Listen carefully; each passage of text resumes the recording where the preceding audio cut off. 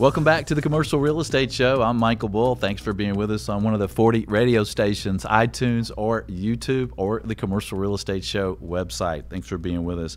Today we're talking about prevalent legal issues in commercial real estate. We have Daryl Moss with us and Sonny Morris. And Sonny, we want to talk about issues involving zoning and entitlement. It seems like that business is really ramped up with folks trying to redevelop properties and develop new properties to get in on what looks like a very robust commercial real estate market ahead of us. What are some of the legal issues you see more prevalent today in zoning? Well, one of those that's most prevalent is a result of the recovery.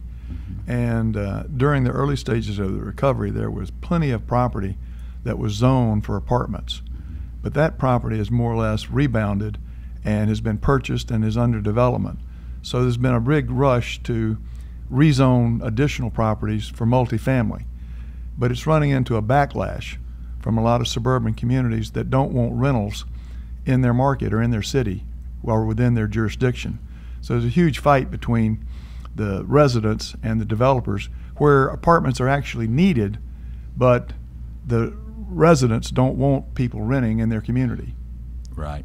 Even though these are going to be Class A, very nice apartments, I guess they realize, well, at some point they'll be old apartments, right? I think that if they can just keep them out, they feel like they've enriched their neighborhood. Right. And what about on the commercial developments today? It seemed like there was a window that municipalities were wanting the development, they're wanting the tax money in there, and they wanted to redevelop, but it seems like some of the municipalities are kind of pushing back now and aren't as easy to get zoning as we might think, right? Well, people are concerned about the additional traffic because most cities don't have adequate transportation, and the more commercial development you have, the more traffic you have, which overloads an existing system. So there are a lot of residents who object to more commercial development, particularly where they see single-family housing being demolished to make way for a commercial project. Yeah, not in my backyard, right? NIMBYs. Well, let's talk about mixed-use development. I think mixed-use development is really the wave of the future. I mean, you know, you look at millennials or you look at folks my age, you know, if I was going to live in a multi-family kind of environment, I want to be in a mixed-use where I can walk out of my building and get a nice steak or maybe do some shopping. So, Daryl, what are some prevalent legal issues in these mixed-use developments? They're a lot more complex, aren't they? Yeah, they certainly are, especially when you get into situations where you have, you know, different ownership within the mixed-use development. You may have the, you know, the residential owned by one owner, the retail owned by one owner, the office owned by a different owner, you know, coming up with a governing structure that works for that development. And I think there were some important lessons learned, you know, from the last wave of development where, you know, mixed-use developments first became prevalent. And one of them is simplicity. There are some mixed-use projects out there where you have multiple layers of associations, for example. You know, you may own a residential condo unit within a high-rise building that's, you know, maybe got a hotel or some retail on the ground floor. So you have one association for that building. It's located within one portion of the mixed-use development, so that building's part of another association. That association's then a member of the master association for the whole community. So you've got this situation where you're a member of your residential condo association, that's one association. You're a member of the association for the building, that's a second association. You're a member of the association for the district of the master of the mixed-use project, and then you're a member of the master association for the entire project. So you have 4 levels of associations within this mixed-use development. That's 4 levels of boards of directors, 4 levels of management. And cost. Yeah, 4 levels of assessment, and trying to keep track of the accounting of all of that and understanding what you can and can't do with your unit. You know, creates a situation where, you know, you have a full stack of documents, and anytime the manager needs to do something, I mean, it's good for people in our business. They're calling the attorneys, and we're having to look through these multiple layers of documents to figure out what you can and can't do, or who's responsible for maintaining something, or who's responsible for paying for something. So, you know, an important lesson that I think lawyers learn, that developers learn, is to try to simplify the documents as much as possible, and sometimes kind of utilize some what I call kind of rough justice. Instead of trying to sort of split the baby for every cost, you may have a hallway or some common facility and dividing it up among 4 different owners and sharing the costs and having a third party be responsible for that. You maybe just say, hey, you're going to be responsible for this, you'll pay for it, we'll all share in it, and as a result, one of the other parties will take up another portion of the project, and you'll just grant a simple easement of use, but you don't get into the situation where you're trying to kind of split the baby on maintenance costs on every single portion of the building.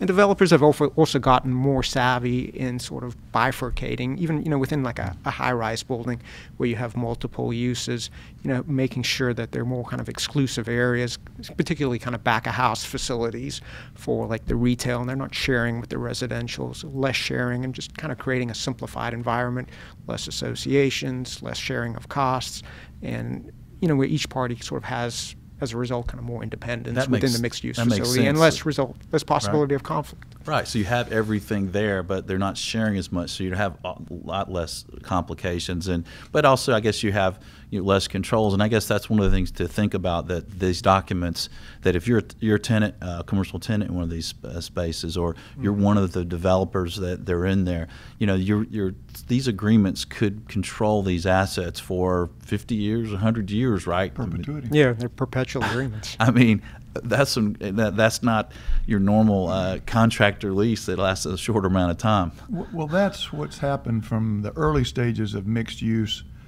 People jumped into mixed use, the developers did, without thoroughly understanding the allocation of cost among the competing uses.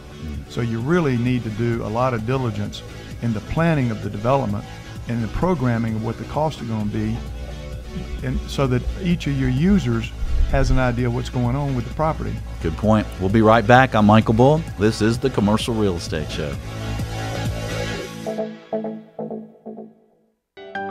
The Commercial Real Estate Show is brought to you in part by Florida International University. With FIU's Fast Track system, you can earn your master's in real estate in just 10 months without interrupting your career.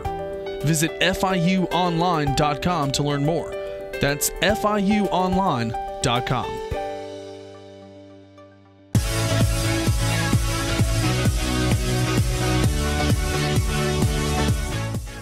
Welcome back to the Commercial Real Estate Show. I'm Michael Bull. Today we're talking about prevalent legal issues in the commercial real estate industry with Daryl Moss and Sonny Morrison.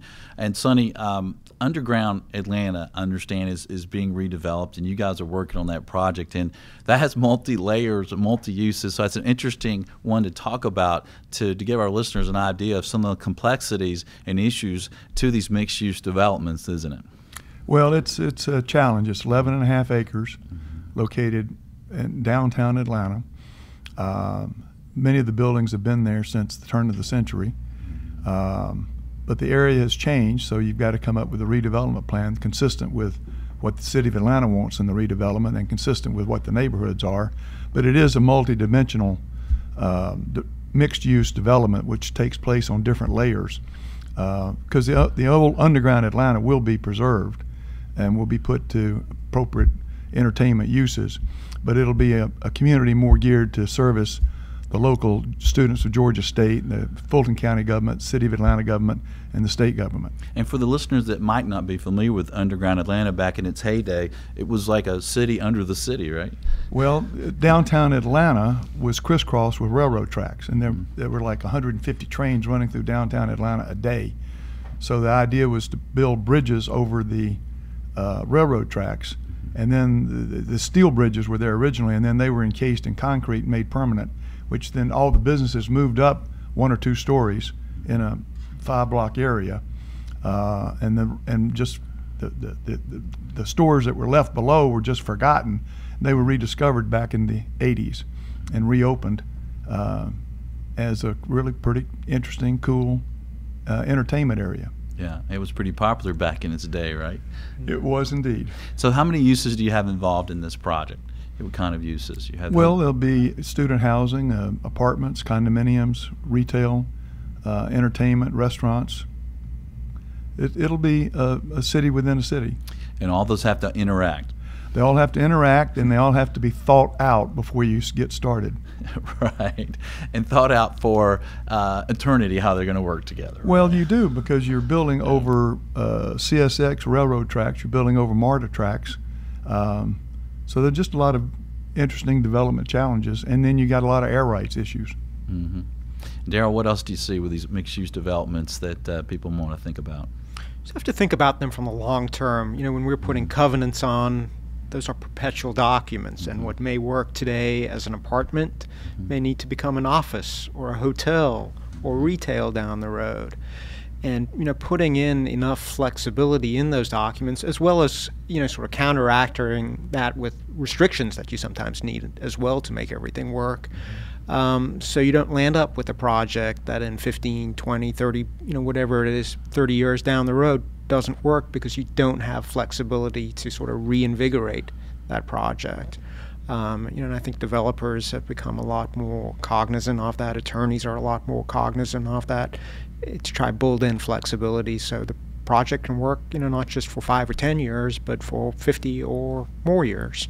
Right, and one of those examples we're into the show here is that, you know, if it's a condominium and now it needs to be some other use, some flexibility, right? So someone can come in and buy all those condominiums or a lot of them and convert it back to maybe a rental or some other use, right? Yeah, and some states have done a better job of that with their statutes than others. I mean, here in Georgia, effectively, if you're going to terminate a condominium and, you know, resell it to a developer who's going to come in and purchase all the units, you need 100% consent, not only of the owners, but of their lenders as well. Yeah. Some states, like Florida, have a little bit more flexibility, which allow for termination with a lower threshold of approval, so you're not stuck with a situation where you may just have a couple of holdouts that hold everyone hostage who's willing to sell and getting, you know, a fair price. And that's amazing in Florida, where there's a lot of consumer protection laws. Well, gentlemen, thanks for joining us on the show today. We appreciate you being here. Thank you. Enjoyed it.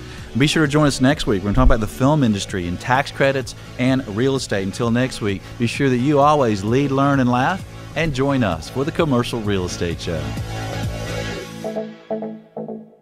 The Commercial Real Estate Show is brought to you by Bull Realty Commercial Advisors, a great place to do business. Visit bullrealty.com. RealNex, a comprehensive and powerful suite of commercial real estate tools at an incredibly low price. Visit realnex.com. That's REALNEX. FIU, Florida International University. Earn your master's in real estate in as little as 10 months without interrupting your career. Visit FIUonline.com. Xceligent, the resource professionals use for commercial real estate information. Visit Xceligent.com. That's XCELIGENT. Commercial Search, the source to market and source available properties for sale or lease. Visit commercialsearch.com. For more information on these great companies or for additional videos, podcasts, or articles, visit CREshow.com.